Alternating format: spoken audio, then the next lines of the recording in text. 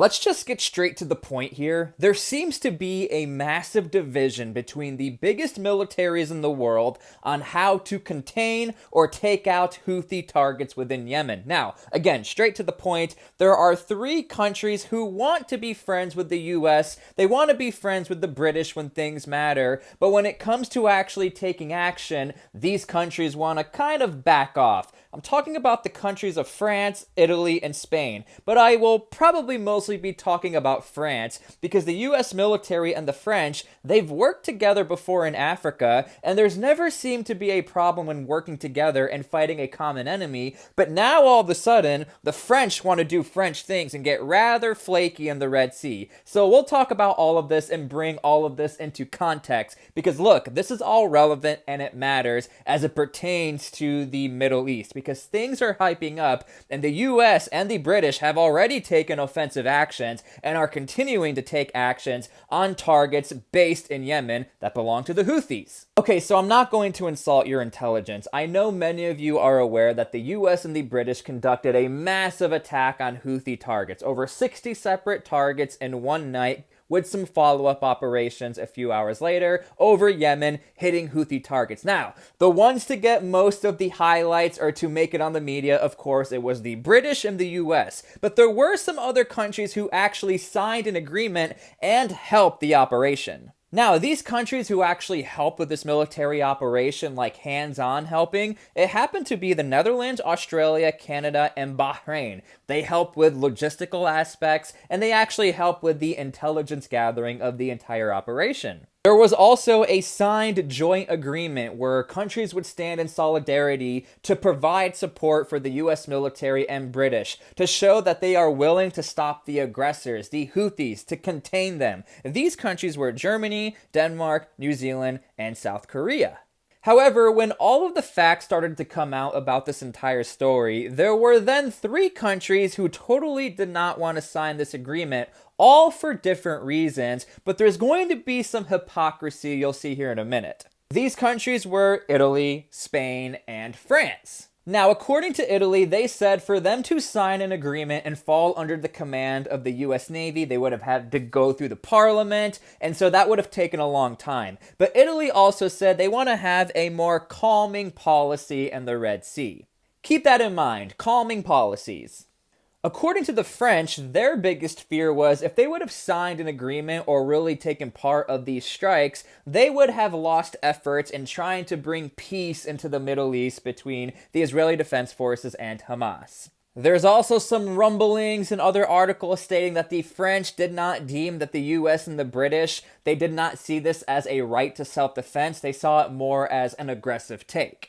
And according to Spain, they also wanted peace in the Middle East and saw this as an act of aggression, if you will. Now look, please do not take me as like a warmonger. I think every country has the absolute right to not partake or to partake in military operations, especially something as significant of taking out 60 separate Houthi targets over the sovereign nation of Yemen. However, here's where the irony stands. These three countries are all in agreement and are also a part of anti-piracy actions in the region. So when it comes to fighting these faceless targets known as pirates, these countries are A-okay with taking extremely aggressive actions in eliminating these threats. But when it comes to actually taking out a target who's threatening the world economy, and not only that, a French vessel itself was attacked, all of a sudden these countries are not willing to stand up and fight with a coalition who's willing to do the job for you.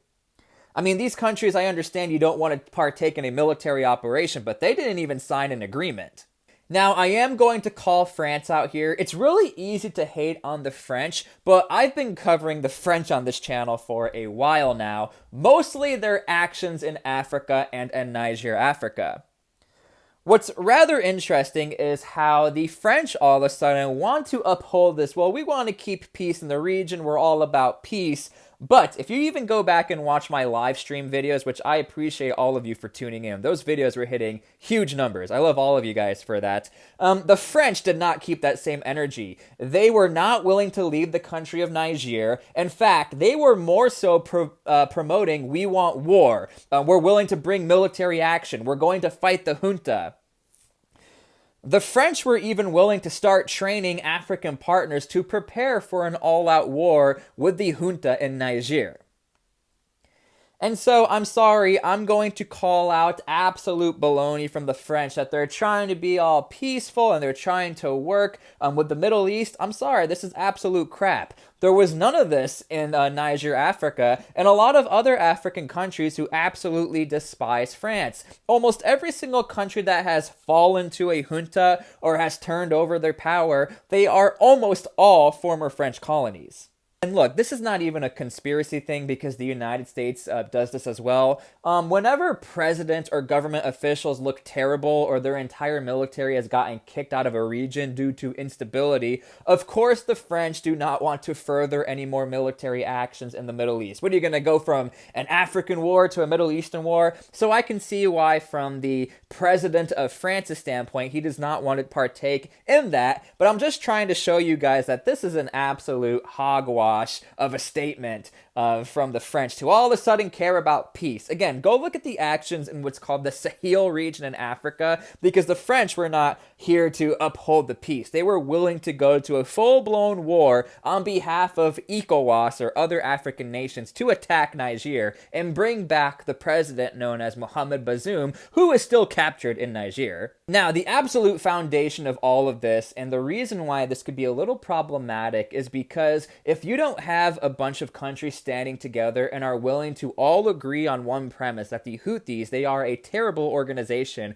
who steals humanitarian aid from the Yemeni people, this operation is not going to work out. Now look, I understand when you partner with people like the US or the British, the US does not have the greatest track record when it comes to Afghanistan, Iraq, or even really in Syria. There are many things the US have gotten wrong, but when it comes to the Houthi targets, the Houthis are the ones really taking the perspective of, we're just going to go after every single civilian ship, and I'm sure something is going to happen. And look, I am not a Biden fan, not the biggest Biden fan. He gets a lot of things wrong, but he got this one thing right. He was willing to undesignate the Houthis off of the terror list to help the Yemeni people to legally bring in more humanitarian aid. Now he had to redesignate them on the bad guy list, and he even said in his statement, the White House said, look, the issue is this. We need to be able to help the Yemeni people, but we're not able to do this if we redesignate the Houthis on the bad guy list. So that's why I'm giving a little credit and props to the United States, where it looks like they actually have somewhat of good intentions of going after the Houthis. That's why I am a little surprised that all of a sudden you have nations who are not willing to actually band together and go after a group of people who are going after civilians, ships. Again, as I pointed out, these countries are involved in anti-piracy operations. Go back and look at how the Houthis have been performing their actions, landing helicopters on actual ships. If that is not piracy, I don't know what is. Now look, this is a very fluid operation. Things are changing every single day. I mean, now all of a sudden Iran and Pakistan, they might start their own little squabble in the Middle East. I'm like using really weird 16th century words. I don't know why, but if you're still sticking with me, I love you. But look, the French may change their tune, the Spanish and the Italians. I see the Italians more so supporting the US because I do get the point that they would have to have taken parliamentary actions. I don't think anyone knew what the outcome was going to be between the US and British. Nobody knew how effective it was going to be taking out all of the Houthi targets. I'm not going to say it was the most effective operation. Nonetheless, it did give a little bit of a black eye to the Houthis to let them know, like, hey, we're not going to sit back and let you guys attack anymore. We're going to strike back. And that's only one instance. Understand, there was follow-up operation, and there's been several more days of attacks over Yemen. The Houthis are also starting to attack more civilian ships. So eventually countries need to start coming together or come to the table, and they need to figure out how they're going to contain the Houthis. Nonetheless, though, like in all U.S. military history, there's always a weird division between the French and the U.S. No matter what, the United States is always going to be in total debt to the French, because without the French, and I'm even admitting this, the U.S. Revolution would have gone absolutely terrible. So the French and the U.S. have always been great allies. But when you bring it all the way up to Vietnam, even in Desert Storm, and other stories of the French really slighting the U.S. and then all of a sudden asking for help from the U.S., this is like a very very typical French thing. Again, I don't want to get into conspiracy mode, but one of the biggest reasons why I think the French are a little salty when it comes to the United States, the US military is still in Niger, Africa, while the French got kicked out of Niger, Africa, and those two countries seem to be working together just fine, but Niger realized, nah, the problem is France, kick them the heck out, and we'll stick with the US because they're actually trying to help our nation. So yeah, that's the story. Let me know what you guys think down below.